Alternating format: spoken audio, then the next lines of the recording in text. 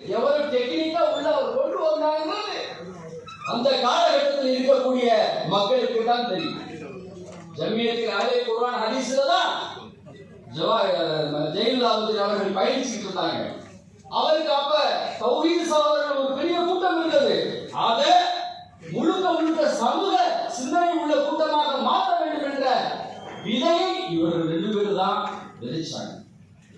இந்த நேரத்தில் நாம் அதையெல்லாம் நினைக்க கடமைப்பட்டிருக்கிறோம். இன்னைக்கு லட்சக்கணக்கான பல்லாயிரக்கணக்கான இளைஞர்கள் இங்க இருக்கிறோம்னா அதற்கு சகோதரர் பாக்கர் அவர்கள் வித்திட்ட விதை ரொம்ப முக்கியமானது.